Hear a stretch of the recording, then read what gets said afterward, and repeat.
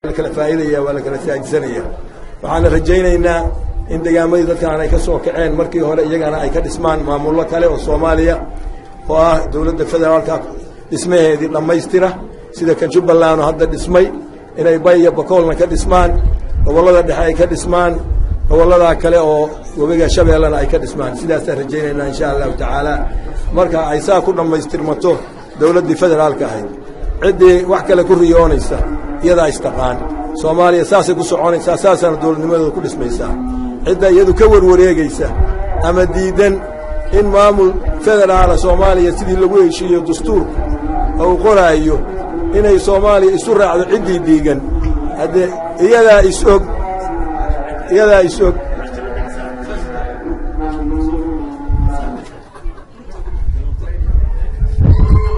dalka Soomaaliya waxaa dastuur loogu sameeyay inay dawlad federaal ka dhisanto oo ah wadada kaliya oo furan oo dib u heshiisiineed ee Soomaaliya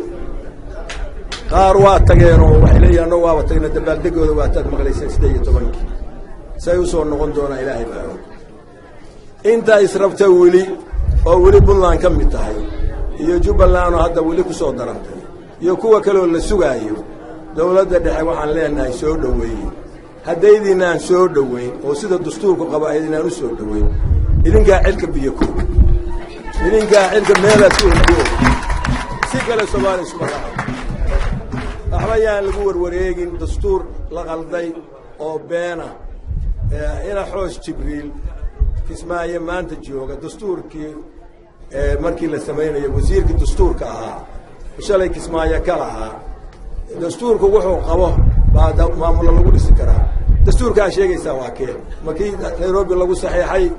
oo xamarkoodii August lagu gudbiyay oo shirweynii dastuuriga gudbiyay mise waa kii adiga iyo dhowrkii kale oo kula socday ay sameysteen oo beenta ah baarlamaanka loo qeybshay arintaas waa arin dadweynuhu uusan wali ogeyn anaga cadaynayna dastuur beena oo aan jirin baa baarlamaanka loo qeybshay buulinkaas ka hadlayo dastuurka runta oo lagu dhaqmayaa waa kii lagu saxiixay Nairobi 22 waa kii 1 August lagu saxiixay xamar oo ay ku ansixiyeen shirweynihii dadkii ergada ka soo qayb gashay kaasa Soomaaliya isku soo noqon doonta kaasa lagu dhaqmayaa wixii aan ka ahayn cidii wadata yaga yaqaan meeshii ay doonaan waana lagu dacweyn doonaa hadii la hayno waxaan ugu yeerayaa Soomaaliya inay midowdo inay isu soo noqoto inay iscafiso inay isu timaado inay maamulkeeda ay dhisatay